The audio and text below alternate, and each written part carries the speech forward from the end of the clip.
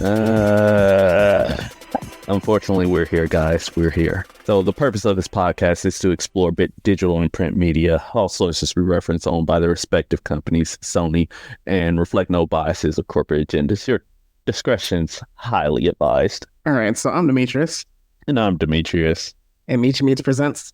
the Blurred City Podcast. All right, so we're bringing back kind of not a segment, but an overall show format that we haven't done in a while. So it's called the Deconstruction, Reconstruction. We've done a few trial runs before. We've done it on the main pod, mostly done it on our Patreon. I'll get more in depth with it a little bit later as we break it down, but today we're targeting is the correct word. We're focusing on Sony's Spider-Verse, which also had an alternate name to it, which we'll get into later.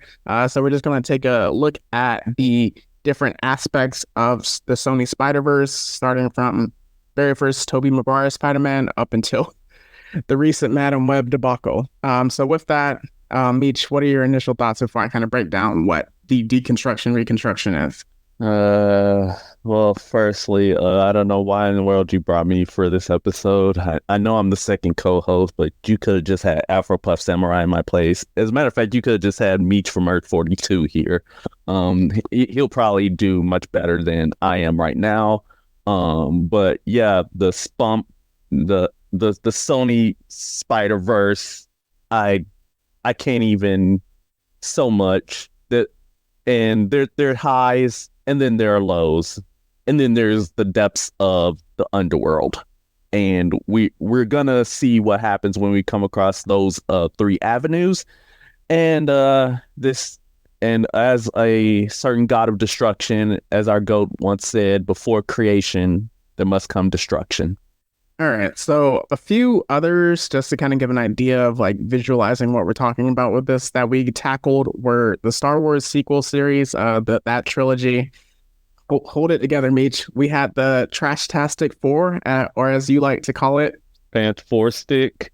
And then we also did Spider-Man, a comic, One More Day, which hurt both of our souls. So this is the second spider-related Deconstruction, Reconstruction. But essentially the goal is to work together to save, reboot, or redo a movie, TV show, comic, game, etc. In this case, it's an entire franchise, which is going to be very interesting. The idea it's something that's universally panned or failed to live up to expectations. So just to break down the rules, each person gets 3 vetoes. So a veto cancels an idea or proposal from other hosts. And when one of us gives a veto, you'll hear this sound. And then each person gets 3 lock-ins, which supersedes a veto. So with that, to avoid pettiness, we're going to try to avoid the sayings, if you veto this, I'm just going to lock it in. And then if you veto X, then I'm just going to veto Y. So I, again, particularly agreed upon idea, you don't want to do that. The goal is to work together for this. So for the case study, we are doing the Spider-Man Sonyverse, all the movies with this. Again, Spider-Man 2000 through the Madam Web. So with the initial part of it, we give some highlights. So obviously the studio is Sony. Usually when we do a movie, a TV show, or a comic book, we give props or at least highlight who the director is, who's the writer, all that jazz. But essentially, we're just going to break down all the films. So with that, we have Tobey Maguire Spider-Man 1 through 3. We have The Amazing Spider-Man 1 through 2. Technically, the Tom Holland ones are Sony ones, but it's really MCU, but we're going to give it to Sony. With that, we have Venom 1 through 2. There is a third one coming out, but since it hasn't come out, we're not going to touch any of that. Morbius, Madam Web, and then Kraven the Hunter. Again, that's what's supposed to come out last year. It's coming out later this year. I have hopes. I don't know if the hopes are high or low. So with that, we also have the Spider-Verse films, which are peak animation. So breaking down next, we go to the box office numbers. So there are so many movies that it was kind of hard to research it all and get it compiled. And we have at least 20 plus years of movies. So the MCU movies alone made about $4 billion approximately at the box office. So we're saying 15 to 20 billion as a light range for it, plus money off the backs of that, selling the movies and then all of that. audience critic reaction. This is going to be interesting. So with that, Meech, just to say hit or miss, and then you can touch on some what you want to do later. All right, the first two Spider-Man movies. Hit. The third Spider-Man movie. Okay, I think it's a hit, but it is definitely in the more mid-range for a lot of people. So many memes came out of it. I consider it to be it's okay. But the venom that you have for the movie is because of one reason. Miss.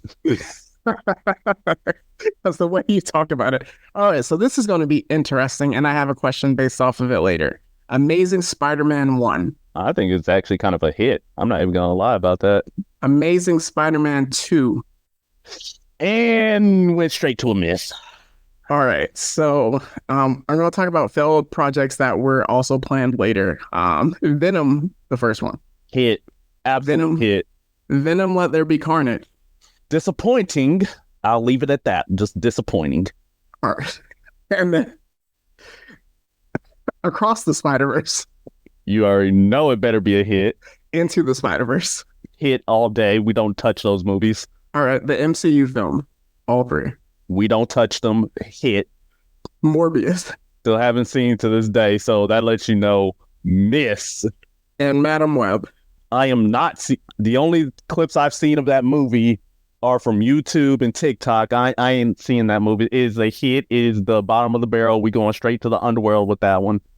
All right. So with this, we're going to get into some of the backstory with that. That's the next portion of the highlight in this section. So Meech, can you kind of kickstart how Sony got the rights to Marvel? Any other interesting backstories that have occurred over the past 24 years?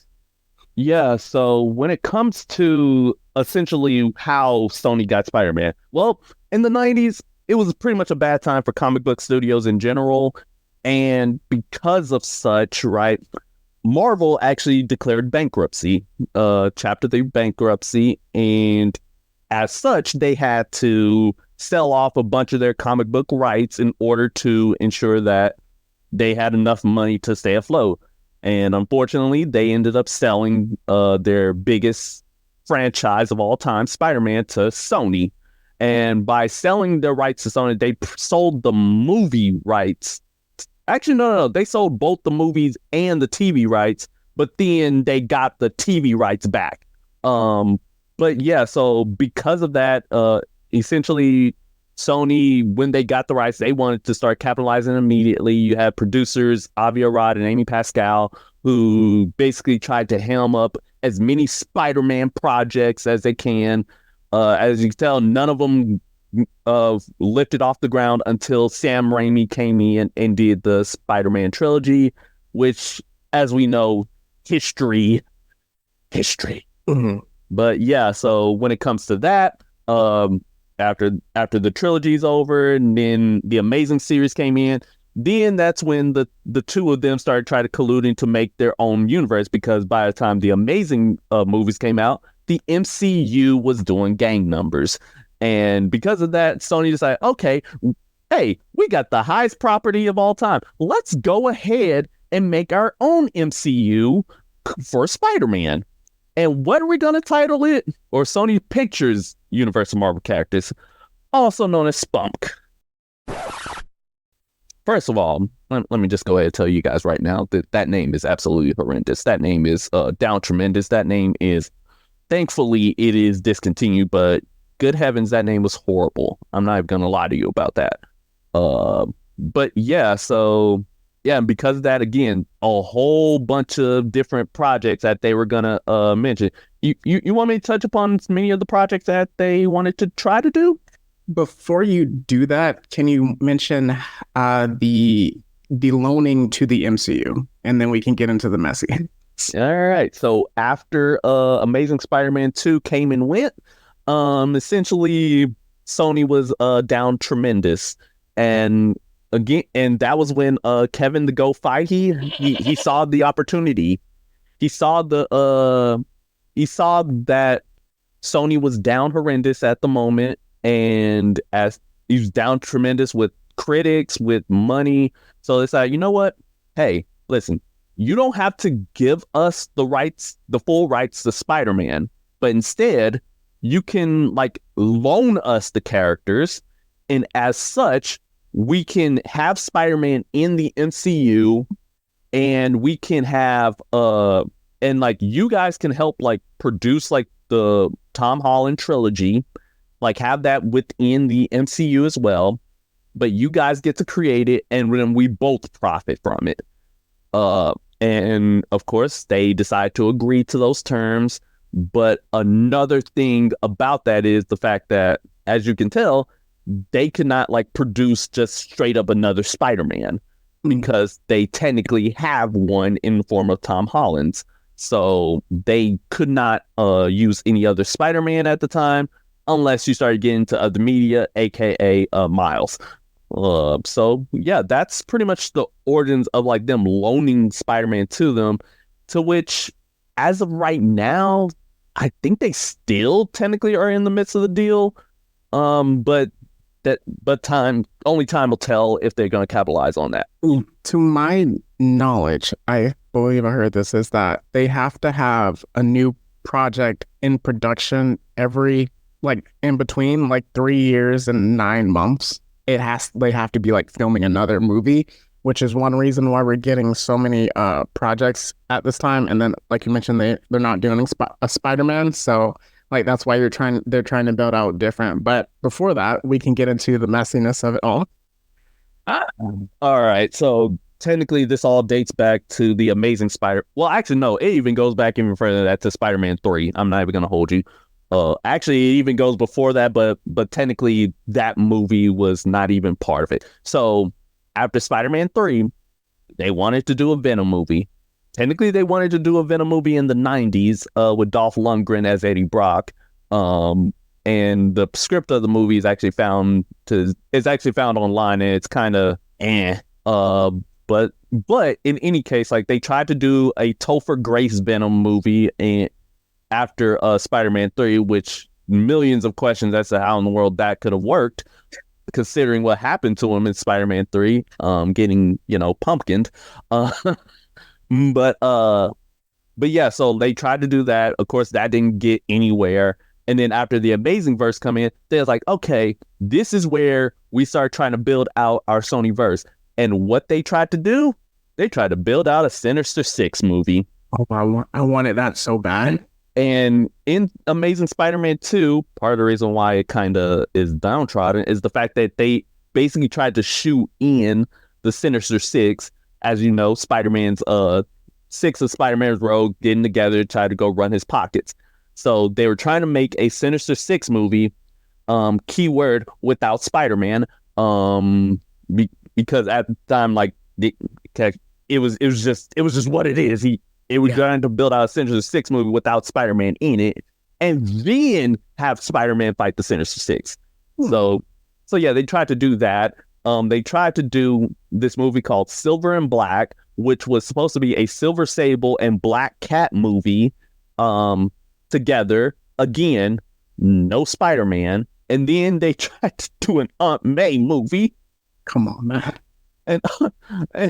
And what makes it even worse is the fact that apparently this Aunt May was supposed to like take the place of Peter Parker's parents, because Peter Parker's parents are international super spies. If you saw like Amazing Spider-Man 1 and 2.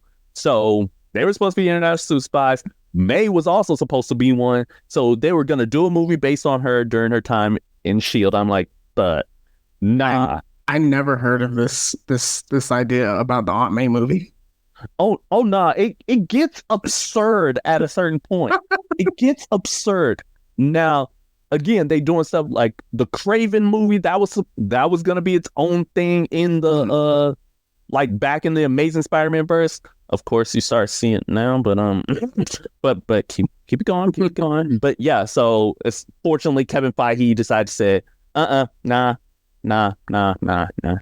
we cutting all that out. So thankfully, Kevin Feige did his thing, and then you see what happened afterwards. All right, so yeah, and then I believe Spider-Man 4 and Amazing Spider-Man 3 they were aiming to do, but since like the previous movies all kind of crashed and burned, they had to like reset. So with that, personal feelings about the progression of the universe. how did you feel as it progressed? So by progress, you mean felt my soul just completely get ripped out of my chest time and time again.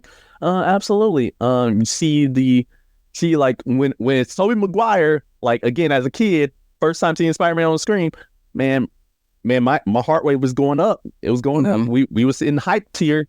Spider-Man 3 again. At the time, I was a kid, so I loved Spider-Man 3. I loved Black Suit. I love being a goat. But then Venom happened and then crashed and burned. But but yeah, and then Amazing Spider-Man. Like, okay, it's not the same thing, but you know what? I'll give it a chance. I'll give it a chance. I like it. And then Amazing Spider-Man 2 happened and went right back down in the dirt. Then Tom Holland happened. Like, okay, cool. We coming back. We coming back. Sure, like I'm older now, and I'm like I don't appreciate him being acting like a whole child. I want my Spider-Man to be like being a Spider-Man, not Spider-Boy. But everything was all right. Everything's all right. And then we hit peak with No Way Home. I'm like, have me in the actual tears. Have me in theaters 5 times. I'm not even gonna hold you. Venom happened. I'm like, okay.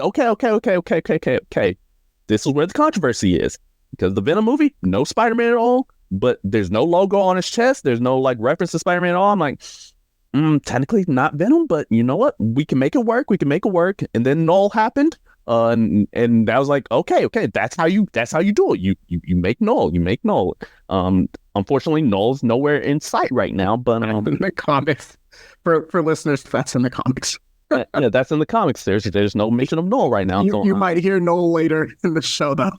Oh no, you definitely will. You will hear Knull, boy. But yeah, so I'm like, okay, everything's going all right. Everything is going and it's progressing, right? But here is the thing: all of the ancillary movies happened, and each one past Venom, Let There Be Carnage, it went from peak to cliff in the valley, steep drop off. You know how it is in math. Like you get like a straight line to a plateau and then drop straight to 0. Yeah. That's how it was after that movie came out. And then that's where it continued to be. I do not count Into the Spider-Verse and Across the Spider-Verse in that section because they are back in the peak era, but everything live action just went nosedive.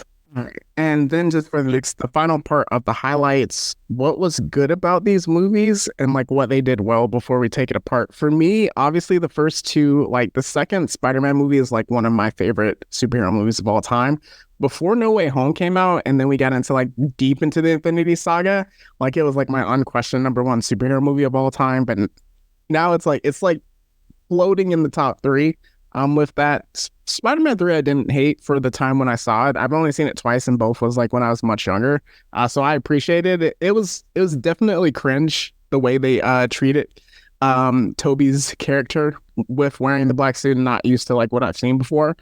Amazing Spider-Man 1 I actually enjoyed. Amazing Spider-Man 2, surprisingly I enjoyed it. They did try to do a lot. That's why I was saying like I was really hyped for the Sinister Six, but they did try to do a lot in that single movie. And then obviously, I don't have to talk about like the Spider-Verse movies. Venom, obviously, I feel like Eddie Brock, Tom Hardy carried that movie. And then I can't say anything about Morbius or Madam Web. So anything briefly you want to get to because I know you want to perform Hawkeye on. Nah. All right. Before creation comes destruction. All right, so for the next part, probably the most fun part is, for one of us, is the deconstruction. So this is where we kind of point out obvious flaws in the movies, creative failings, poor character casting decisions, marketing, bad story beats, the timing of the movie, and then I have a big question that we usually don't ask, but since it's a bigger universe, I do have one. So for this, Meech, do you want to do the entirety of the Sony Spider-Man universe or just the post MCU alone? All right, so here's my thing. Because like I literally, for me, right, first 2 Spider-Man movies, we can leave those alone. Yeah, we're not touching that. Spider-Man 3, I have a few tweaks to, and it can work. We agree. Amazing Spider-Man, I can actually leave alone. First one is fine. Amazing Spider-Man 2, however, needs to get the Hawkeye tree. All right, let's jump in. All right. So pick your poison. All right, let's start with Amazing Spider-Man 2. Amazing Spider-Man 2. Spider-Man 3, I think the big thing is just you don't need to include Venom. It's going to tie in. One of the main problems with this entire thing is studio interference. 100%. Spider-Man 3 and Spider-Man 2, if you ask literally the director, Sam Raimi of Spider-Man 3, and then Andrew Garfield in Spider-Man 2, the studio interfered a lot to try to make something bigger than it is if you want to take over. Mm-hmm. All right. So, yeah, with Spider-Man 3, right, it was supposed to be just Harry and Sandman. Which would work. Yeah, and it would have worked just fine, right? In fact, it already had themes of revenge in there, but of course, studio decided to say, "Hey, Venom pretty popular, right? Hey, let's go ahead and add the black suit in there." And Sam Raimi has even stated that he has not read any Venom related stuff. He's not too big a fan of Venom, but of course, studio twisted his arm and forced him to add him in there. And you added him in there with him not recognizing the basis of the character. That's essentially as much of a cardinal sin as having someone direct a comic book movie without ever actually reading the comic book of a certain character. Dang. Did I hit a certain nerve there? Good. All right. Good. So when it comes to that, right, main fix with Spider-Man 3 is of course, remove the Venom parts in there. Mm-hmm. But if you're forced to have the black suit in there, have him keep the black suit for after he gets it to the end of the movie, have him remove it, and then have Spider-Man 4 be Venom. That works. Boom. Done. And also, do not cast Topher Grace. After that, you will be good. All right, Spider-Man 2. Amazing Spider-Man 2. Amazing Spider-Man 2. Very much the same thing. Firstly, the Rhino out of nowhere. Nah, get him out of here. Let's not make him a mechanical robot? Boy. There's another thing with characters in that movie. Why are we making Electro blue? Well, technically, the ultimate version of Electro's blue, so that I don't have issue with. Kind of like how the Goblin is like a mutation of a sickness rather than just like in the first Spider-Man movie. Oh no, absolutely no. That was definitely just came up straight for this movie, and that was gonna be my next thing.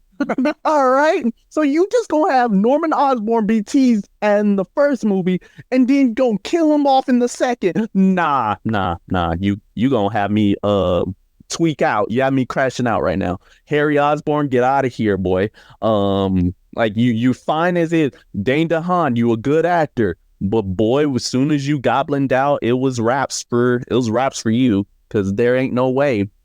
Get the goblin out of here. Also, any teases for anything in the upcoming verse, get that out of here. So that tease of Doc Ock, Vulture, and all Mysterio and all of them in that movie, get rid of it. Have it primarily be a focused story of Gwen and Peter and their will they, won't they, with Electro in there. Have them build up the relationship between the two, so that way in the third movie, it comes crashing and burning down, and with Norman Osborn being the one to take her out. And also, I don't know if you remember this, for Amazing Spider-Man 2, they had Shailene Woodley, the main girl from the Divergent series. She was casted and she filmed scenes as MJ in that verse. Mm-hmm. But they cut all her scenes out. Yeah. Bruh, if you look, if you want there to be a love triangle in the second movie, you could have, and then have it revealed that Peter loves Gwen more than MJ, and have MJ get friend zoned. It would have been fun. In fact, have her go with Harry, and then have her with Harry, all right, like they do in the comics. And then in the third movie, kill off Gwen, and then boom, you got you settle for second place. Hey, actually in the comics, she took it like a champ. I'm not even gonna hold you. It did happen in the comics, yes. I agree. So MJ definitely could have worked in the second movie. And also with the whole spy stuff with Peter Parker and her parents, we do not care. That was weird. Yeah, that didn't need to be in the movie. All right, I'm gonna leave Venom alone. Yeah. Venom let there be carnage. Make it rated R. Literally, that's pretty much my only change. Make it rated R and have Carnage do his thing. Have him be a menace, and then have Venom. Like, if you want to have the whole, okay, Venom and Eddie, they're like going on a split. Yes. I mean, yes. That was my thing. I relatively enjoyed the movie, but I think that's kind of what I was trying to say earlier, is that in the first movie, they kind of played into that. And, you know, obviously Tom Hardy was kind of like winging parts of it and carried that movie essentially. And they played too much into they made it like a romance-esque type story in the second one. And so like the action, there wasn't a lot of action in it. And then like you mentioned with Carnage, like he was going in, but they didn't show it the way comics books show it. So I think if you remove the romantic aspect of it and you let them bang out more, because they only fought one time, I believe. literally at the end, that's when they meet and fight.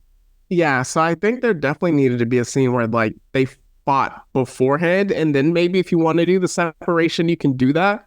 But and then also with Screech, I think they should have made her the symbiote version.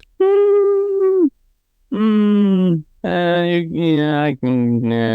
I think she's fine. She's in toxin, so. I mean, yeah, but technically her character is not even a symbiote.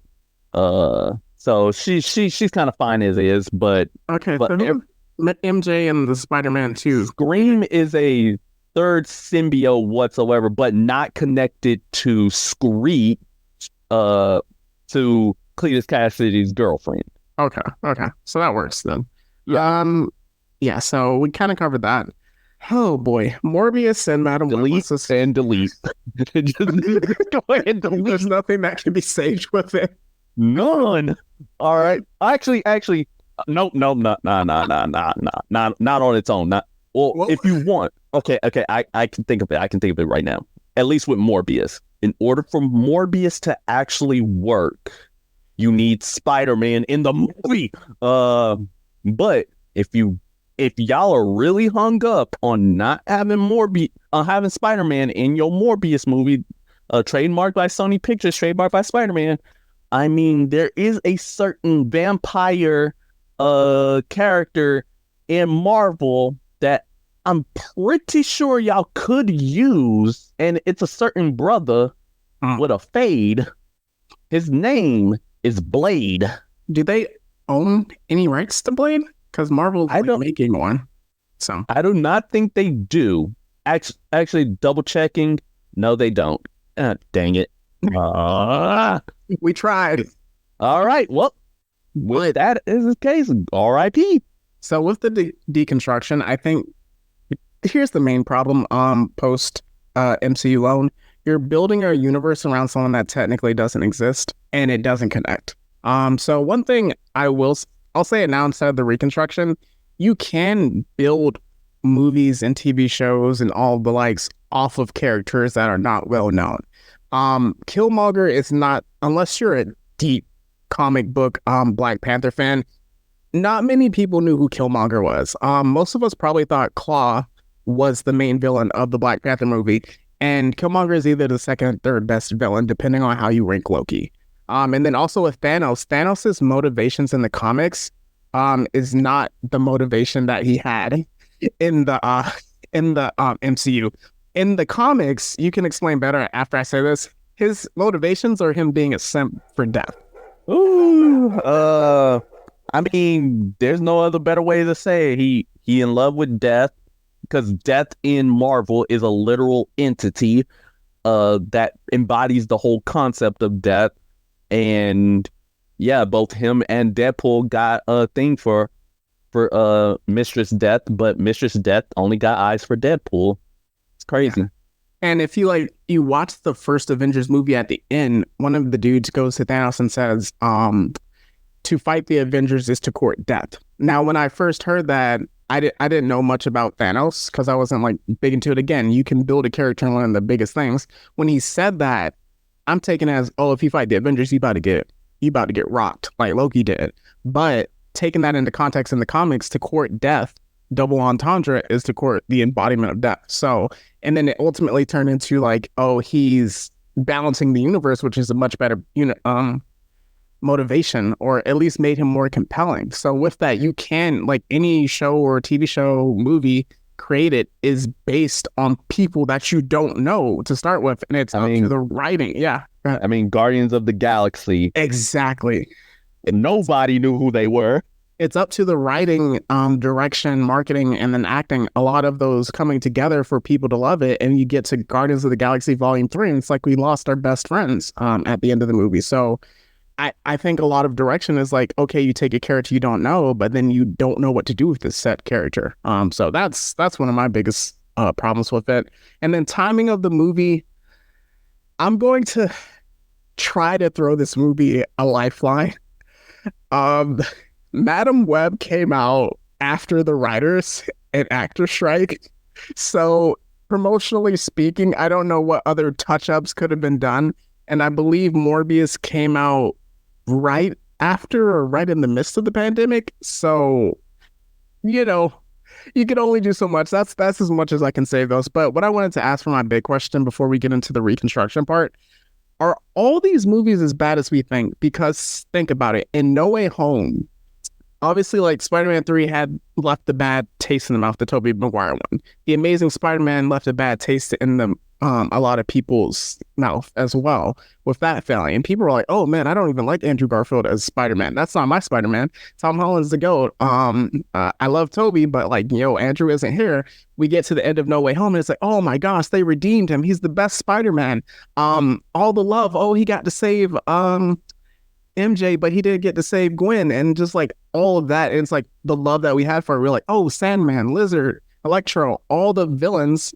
I mean, there was actually really nothing wrong with most of the villains in any of the Spider-Man movies, but like they're going with like, okay, now it's all okay, So sometimes it's like the way we remember things in the moment aren't always, or how we view things in the moment aren't always how we remember them. Even thinking of the Star Wars prequels, where when it came out, everyone hated it, and now whenever, we see Hayden Christensen or Obi-Wan Kenobi, and we're just, Ewan McGregor with Obi-Wan Kenobi, it's just like, oh, fawning over yourselves, like, oh, the prequels were the best things that ever came out. So are we in the moment not remembering it as, taking it too far, I guess? All right, now you didn't open Pandora's box, boy. All right. Oh, no. So first of all, let me go ahead and talk to all the prequel haters. In this time, right? So in my opinion, there are two lines thing. One, y'all all a bunch of bandwagoners. Y'all all glazing my boys, and I need to smack every last one of y'all. And then number two is the fact that I saw like a thing on Facebook. It was like, okay, all of the kids who loved the prequels are now old enough to speak louder than the adults who hated it. And that really stuck out to me because as a kid, again, love the prequels. I love them to death, still do. But the fact is that it was the adults who, like, all the critics who watched those movies, they were the ones that was speaking out rather than the target audience, which were like kids to teenagers. And now that the kid to teenagers are grown up to like our ages now and slightly older, they are able to like accurately voice like how we felt when those movies came out. Now, in the case of Spider-Man, however, I feel like it is completely different, all right? Because of the fact that, like, with those cases, at least in my case, I can't speak for everybody, but I feel like in a general case, everyone, they liked Andrew Garfield. They liked... No. It was debatable. No. Here's the thing. They liked the characters and they liked the actors. Their main gripes was with the story and execution of those characters. Like, they didn't lobby their hate against Andrew Garfield too heavy. It was mostly because they mostly levied their hate to Avi Arad and Amy Pascal for putting our boys in that situation type deal. So it was less. So like when it comes to like the characters, we we're fine with the characters unless you're Topher Grace Venom. You gotta let that hit out your heart, man. We can't. I am built on hatred. So and as such, like, we don't have a problem with those characters. We just have a problem with how they were implemented and executed, rather than the characters and actors in and of themselves. Unless, again, you're Topher Grace and you're Venom. That's fair. That's fair. I do think some people like to the point you made, they simplified it, and then okay, who's the main lead of it? Oh, Andrew Garfield. Andrew Garfield Spider-Man sucked from that perspective. And then when the movie rolled around, they were like, "Oh my gosh, he's so much more," pun intended, I guess, amazing than we initially thought. So with that, that's why I asked the question is of like, okay, maybe it's not. Some aren't as bad. Like Spider-Man 3, I don't actually hate it as much as some people do, but that I just wanted to ask that before we got into it. For Morbius and Madam Web, I don't think there's any hope. There's none. As a matter of fact, just go ahead and cancel Craven. Just go ahead and cancel that movie outright.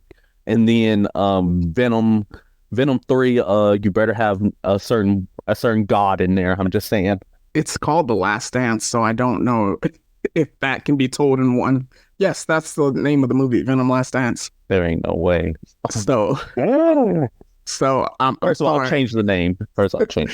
I 100% agree, because that gives me the feeling it's going to be very childlike in nature. But for this, we're wrapping up the deconstruction. Next, we're going to get into our sponsor break, followed by the reconstruction, which will rebuild this universe.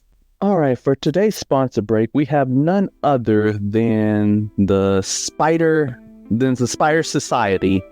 If you have been bitten by a radioactive, genetically engineered, or an extra-dimensional spider, or you somehow get your genes spliced with a spider, or you pilot a giant spider mech, come and join the Spider Society today, where you'll be led by none other than the Spider-Man of the year 2099, as we go and take care of certain monkeys and certain people named Miles Morales, because he is of a certain caliber and he is a mistake.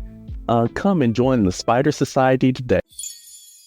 All right, so this part is probably the most, for me, it's the most fun, since we're both creatives. I like, creating this new universe, but it's called the Reconstruction. So we took apart things that, obviously didn't work, but for this, I want to specifically do post MCU loan. I don't want to touch anything in like before Amazing Spider-Man, and then obviously with the Spider-Verse, it's its own thing. So with that, just a reminder of the rules for this section, or any section. Each person gets 3 vetoes. Again, cancels out an idea or proposal. And then each person gets 3 lock-ins, which supersedes a veto and locks it in. So, Mitch, I know what you're going to lock in, but before we get to that part, I kind of just want to lay out my initial vision for you. All right. You have the floor for the moment. All right. So obviously we need a center of the universe, but I don't want to do Miles as the center of the universe. And hear me out, because right now he's the lead of essentially this PS5 Spider-Man, the way they transition that. He's also the lead of the the Spider-Verse franchise. At some point, you're going to kind of water down and, dilute your own product. So I don't want him to, I want him to be in the universe. I don't want him to be the center of it. I also don't want to do a multiversal story. Sony has established that everything that has happened in any medium with Spider-Man is canon and also part of the multiverse. So obviously whatever we tell is going to be part of that, but I don't want to tell a multiversal story. I kind of want to keep it centered in one universe with that. So for what I would like to do is to have the center of the universe with Eddie Brock, Venom. And I want the first two films of it to be of this universe to be Eddie Brock. Now, hear me out. This is where we start to get interesting. To have a Spider-Man universe, at some point, you need a Spider-Man. But I know a workaround where we don't have to worry about the MCU one. So with that, in the first movie, I kind of want it to be a lethal protector tale. So him chilling in San Francisco, we get a Spider-Man in the movie, kind of like a team up. But what we set up in this is that by the end of the movie, we get a tease of Flash Thompson. And then when Peter goes back to New York, how we get our other Spider-Man, we get one that is more superior going from there. So that way, in the first two movies, they're Venom movies. After the second Venom movie, we get an offshoot of Agent Venom, and then eventually down the line, we get an offshoot of Superior Spider-Man, which gives us Spider-Man without it being Peter Parker, quote unquote. Yeah, I like where you're going with that. But here's the issue with that, because at this point, because the main issue is who is the Spider-Man? That's the thing. We have the creative license to modify it in a sense. Like, obviously, like if we're going post MCU loan, we can kind of play around with it, say, hey, this is a different universe, Peter C. Parker or something like that. Kind of like the way he's only going to be quote unquote a cameo in the first movie. Like he has roles, he has talks, and I'm like, oh, okay, they have a Spider-Man. This is weird. Boom, by the end of it, Superior Spider-Man, that's not our Spider-Man. So like that's at the end of the first movie, so we're not dealing with the issue. So technically for the next few films, we don't have a quote unquote Spider-Man, but we have Superior in the works. It's kind of, so we don't have a Peter Parker. So it's not a conflict in my estimation. But then again, also again with the whole like Sony loan and Sony deal, with the way that you kind of like put in the timeline, it's kind of gonna like restrict the Tom Holland version. It's gonna be like, oh yeah, eventually down the line we're gonna have a Superior Spider-Man, but we still got Tom Holland at the same time, and you know how studios are gonna be when they're like, oh yeah, we can have two of a similar character on the screen in the same medium. People are gonna get confused. And I know that's not what's gonna happen, but that's what their line of thinking is gonna, or specifically that's what Avi Arad and Amy Pascal. So my first Reconstruction is get rid of them two. You get rid of them two and make it us. Lock it in. We cook. Lock it in. Cook. All right, so that's your first lock-in. We are now the creative heads of the studio. But yeah, because like to your point, when Arrow was on the CW, I remember when they were making the first Suicide Squad movie, Arrow was in the middle of a Task Force X storyline, and they got rid of all those characters from the squad, so people wouldn't be quote unquote confused with the movie that was coming out. But for me, I think that the Superior Spider-Man, he's not even going to be the main. Again, Venom is the center of the universe. Agent Venom, Flash Thompson, is going to be like the co-center. He's going to be the Captain America to Venom's Iron Man, in a sense. Like that's what our universe is built around as the two main leads.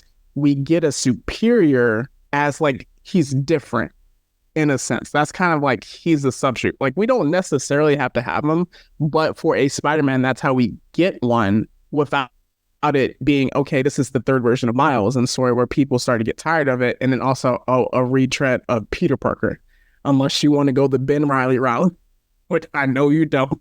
I mean, I wouldn't have too much of an issue with Ben Reilly as long as he ain't Chasm. But even if we do Ben Reilly, it's still a Spider-Man. So at some point we have to come face to face with we either have or don't have a Spider-Man in our universe. Yeah. I mean, no, I would say that way is actually completely dumb, but there is a workaround of having Venom in the universe and having kind of that logo, but not have Spider-Man in it at all. I know we're getting to, hear me out. That's why I'm saying it's already established. Like Venom and Spider-Man already know each other. That's why I'm saying like the first one is like Lethal Protector-esque, where Venom is the lead in it. And before we get to the big bad, I don't want that to be the main dominant one. There's a few other villains that I need your help with. He's going to be like the ultimate one, but we have to work to that. Better be the Thanos of this verse. This is where I need your help because I'm not too familiar with Agent Venom or Superior Spider-Man villains. Okay. But for one that I do want to, obviously we're going to have Carnage. And that's going to be an R-rated movie. one I want to try is Moreland and the Inheritors. Sir, That would be interesting. not only would it be interesting, but here's the thing about that. So we're not gonna do anything Spider-Verse related with that, right? No, I know it's just like one of the big storylines, but we're initially not. Because I'm just saying, like, Moreland and the Inheritors, that has to be a far down the line type of threat. They have to be kind of like after. But that's why I'm saying, because we have him. Yeah, it's like him is like here. The Inheritors will probably have to be like here. Have to be like right before, because But hear me out. This is a universe that we have to continuously keep going. So that's what I'm saying. It's like, it's not just like, oh, 1 movie, 2 movie, 3 movies, we're done with the trilogy. Congratulations. This is like, we're building it out. We're having multiple characters, multiple ops to contend with. That's why I'm like, before we get to him, we need an Ultron or a Loki-esque villain that occupies the initial phase of our franchise. Well, and I know the Inheritors and Moreland are like they're literally like a Spider-Verse comic or Spider-Geddon comic for it. But yeah, I think we can do it in our universe. it's like you can do that, or actually have Moreland be specifically a superior Spider-Man villain. Have him be like, we don't include any of the other Inheritors, but have him specifically for Spider-Man as kind of like either his number 2 or his number 3 villain. And why I say that? Well, actually, no, have him be the number 2, because number 3 has to be Green Goblin, because Goblin messed that man up twice. Now, who's number 1 for superior? Okay. Number 1 for superior. It has to be somebody who, dang it can't be Kingpin. Crap. Can't be Kingpin. I was going to say, the Kingpin one was kind of goated. You could actually, it's like you have 2 options with that, and it can be crazy, right? Mm-hmm. Number 1, you can have it be like Alistair Smythe, or the Spider Slayer. And the reason why is because, like, in the 8th issue, he's probably like one of the only people who found out that Superior Spider-Man was not Spider-Man and died as a result of it. Like, was murdered, dead.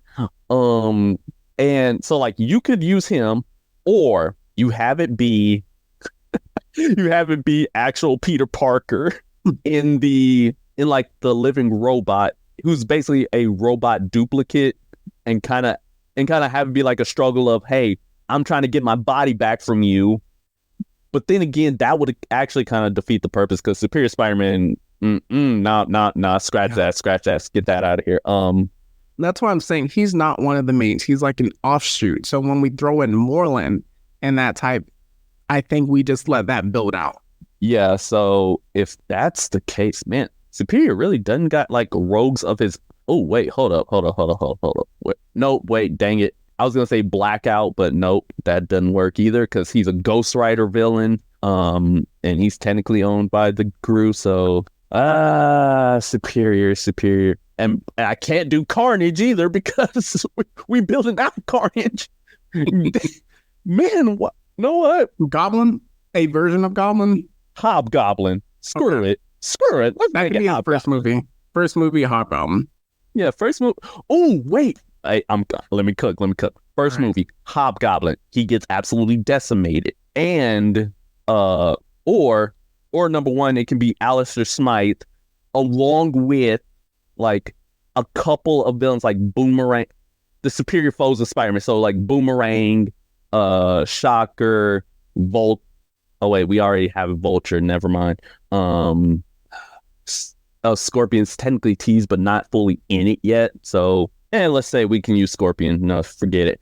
But like have them be like cyberized and to fight Superior, or you do Hobgoblin. Scorpion, the main villain. Hobgoblin, Scorpion. No, Scorpion. Scorpion can't hold his own, in your opinion? Not to Superior. He gets his jaw punched off, all right? In like the first time he meets him. Nah, he ain't hanging. But Hobgoblin, right? He fights him, and like over time, like you see like Superior Spider-Man, he killing folk. He beating the mess out of him. He putting the brakes on him. He fights Hobgoblin at the end of the movie, beats the brakes off of him, and then you see him go lick his wounds, and that's when he's approached by the actual Green Goblin to join the Goblin Nation, and that can be Superior Spider-Man 3 Goblin Nation. That's the third movie. And then like Second movie. Moreland, second movie is him getting Is Moreland not more dangerous than Green Goblin? no, not the superior. That's the crazy part because again, it's only him. We're only using him for the second movie. So you have just Moreland. Okay. And you can do whatever type of explanation needed to like explain how he gets there, but he fights Superior, and it can be just like the time when Peter fights him, gets the brakes beaten off of him, comes back, uses power of will and the power of friendship to kill Moreland, and all of that. You see how Goblin, he's like, we see like how this man's can be beaten and can be weakened, then go in the Goblin Nation, and then have Superior just lose control of the entire situation. Okay. And then, so with that, again, just working back, I think that we can use Superior Spider-Man to introduce Black Cat reasonably. So we talking about him punching the daylights out of her, or like domestic abuse, or just regular? Regular introduction. We want to keep the universe going. I think just like with that, we can introduce Black Cat into the universe. She would recognize that, hey, this isn't Peter. And then I don't know for Agent Venom, just starting with Venom, do a Lethal Protector-esque story. So I don't know if we want Flash Thompson to either be post-war in San Francisco, get the symbiote, deployed in San Francisco, get the symbiote from Eddie Brock, or if we want him to be post-war, him having his wounds and everything in New York, and he get the symbiote from Peter, in a sense, where it's like Peter carried it unknowingly, and then that builds later into it. Honestly, how I can try to see it is, okay, Eddie Brock is Venom, and like Flash Thompson, like he'd come back from the war, he already lost his legs, he already got taken out, everything like that. But then you have Venom spawn an offshoot, and that goes to Flash, and he can be Agent Venom. You can make him Agent Anti-Venom if you want, as long as he just because Venom, he spawns children, so just there you go. All right, so with that first movie, Lethal Protector-esque, second one, do we want to start building to Carnage now or when? Because let's just say this, the big main villain of our universe is Knull. Lock it in. Thank you. So that's going to be the ultimate big bad. When do we want to do Carnage? Okay, so Knull is the Thanos. He is the Infinity War and Endgame. If you want to do like the Ultron-esque or for Ultron, no. Yeah, I'm right. If you want to have it to be like an Age of Ultron-esque story, no. Age of Ultron, it has to be Codex. But if you want it to be like Loki, Carnage. Yes. So you build him out like immediately. Okay, so even in the first one, we get teases of Carnage existing. Again, this is an established universe, so Carnage can already exist in this world. Oh yeah, 100%. Like you can even just have like, okay, Carnage already killed like a bunch of people, or you can have him like be in jail already and have him like have Eddie Brock interrogate like Cletus Cassidy in a kind of Silence of the Lambs style. Like hey, who like. Because of the fact that the main villain, it can be like another serial killer, the Sin Eater. Boom, done. Ooh. All right. It could be the Sin Eater, and Eddie Brock needs Cletus's help to try to like capture him. Is this still first movie? Oh, this is 100% first movie because Sin Eater, he jobber levels. So yes. But like Sin Eater, he kind of gets some type of magical enhancement that makes him like more deadly. But like he needs like Cletus's help. He's like, hey, the only person who I know can be a serial killer, can think like a serial killer, is him. Have him help out, and maybe like at the end of the movie you'd be like, yeah, like eventually I'm gonna break out of here, Brock. And you can like have them like kind of tease their already pre-established relationship, and then by like the second, maybe even the third Venom movie, Cassidy breaks out, he out, and it's maximum carnage, baby. Nice.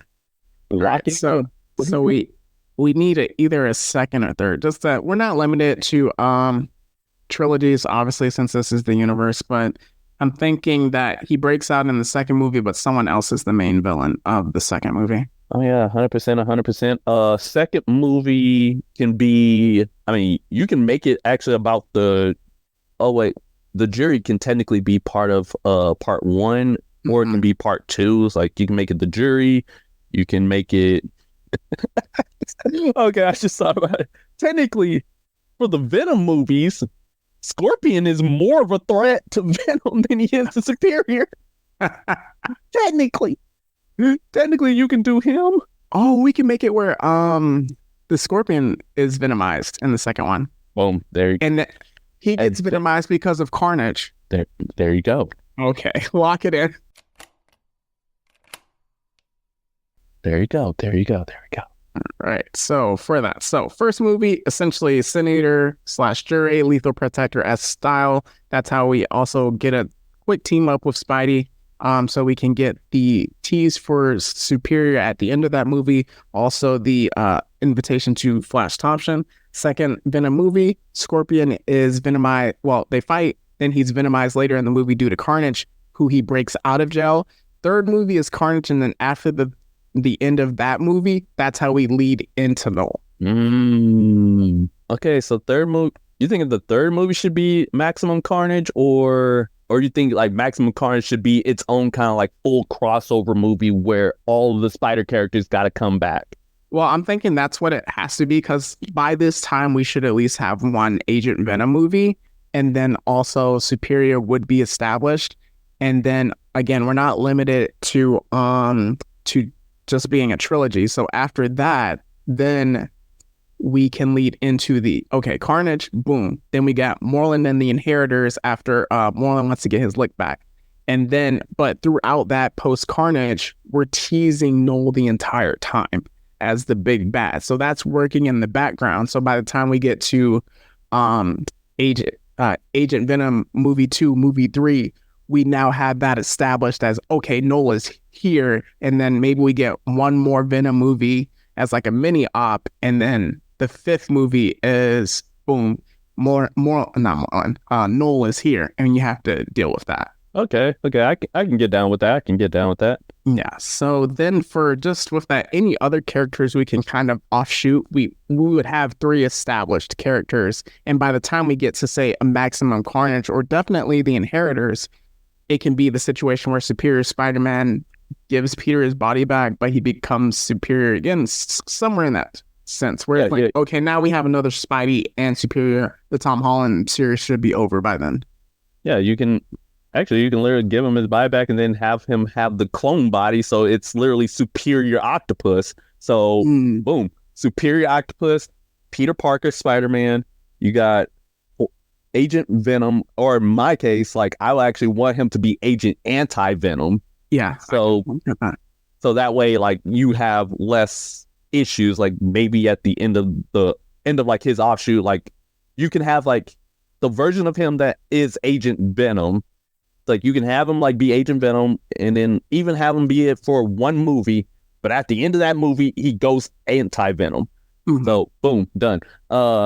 You have Black Cat. You get, of course, Eddie. And then I think by the time we get to Moreland, again, I don't want to really tell a multiversal story, but the Inheritors are essentially kind of multiversal to an extent. So that's how we can get a Miles, like where he accidentally gets knocked into our universe situation. Yeah, you could do that.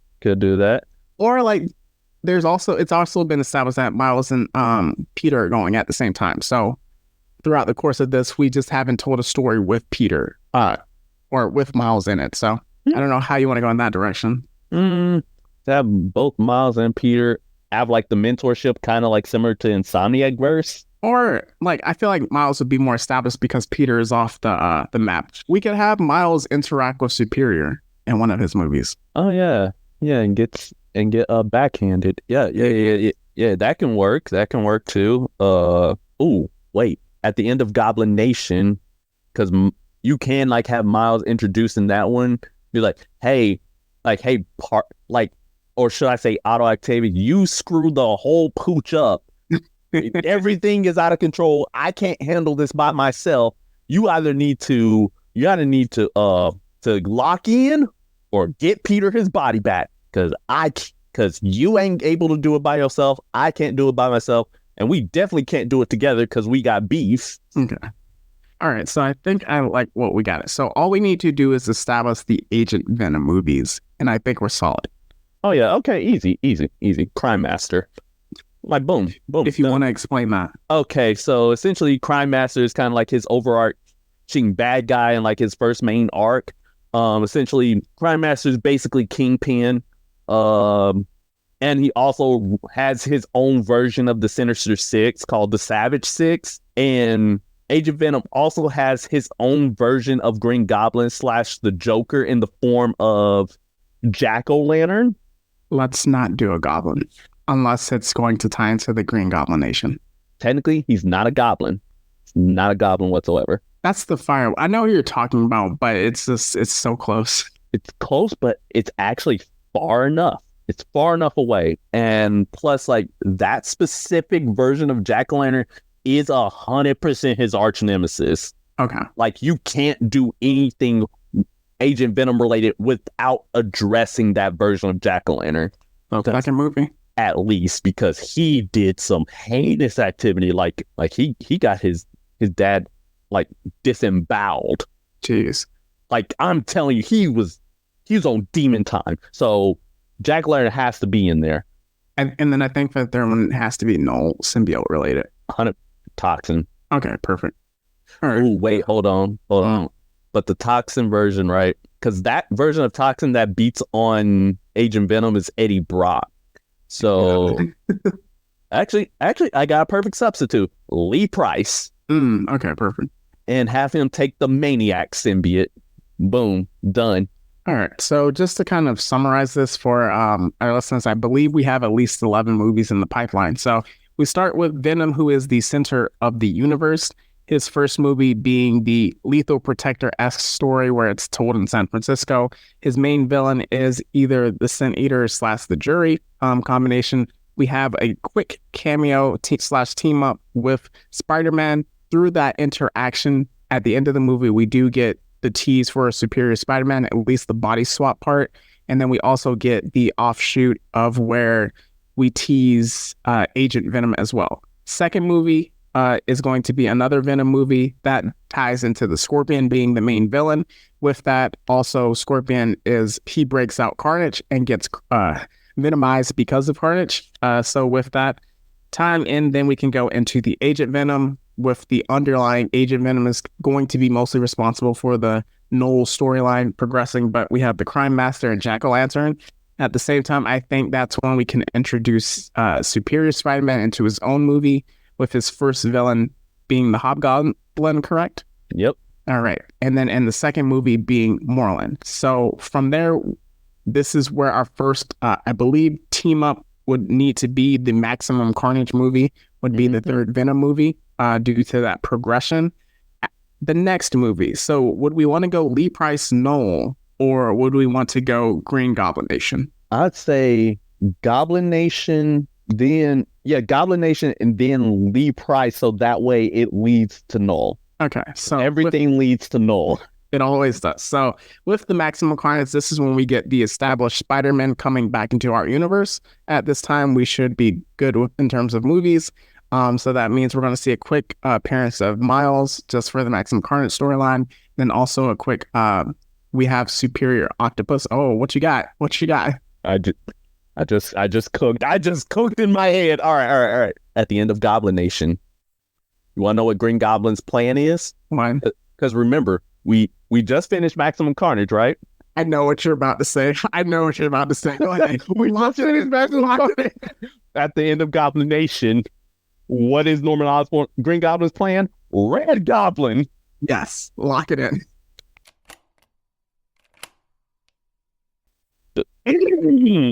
All right, so with that can also now be an offshoot of either Superior or our now established Spider-Man character, because at this point, I think we can give Dr. Octopus the end of his run and go to Superior Doc Ock, in a sense. Then from there, we get into our first, our next crossover, Moreland, after the Lee Price Knull. So we did get Moreland and the rest of the Inheritors.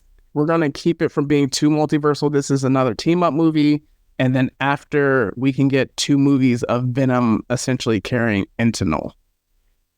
Good. Like a part 1, part 2, because that's a big storyline. So. Oh yeah, 100%. Because like the first part, you kind of got to do the Grendel dragon, Venom get his wings, and have him go off. And so since he's the center of the universe, he's going to be in at least 5 to 6 movies with crossovers. Is Dylan born throughout this process? Because he plays a big role in the... 100%. Dylan has to be there. And depending on fan reception and if he's likable or not, at the end of King in Black, we can make him Venom. Okay, so... to keep it going. So our essentially final movie is King in Black of this. And then from there, obviously, we would have to offshoot again, but we don't need to go that far. So... Yep. All right, so I think that's pretty good. We got like at least 11, 12 movies, and then 3 established characters that actually can legitimately carry the universe. And then also we have our Miles if we want to tell that story later on, get a little bit of space, like after the King in Black storyline where we have Dylan, we have Miles as well. So we have some separation from the Spider-Verse series. We can do another Spider-Man because by then the MCU would ideally be done with him. So yeah, I think we got it. Yeah, hopefully that would be. Hopefully there is a multiverse where that did happen, and I would like to gain the Speed Force so that way I can travel to said universe.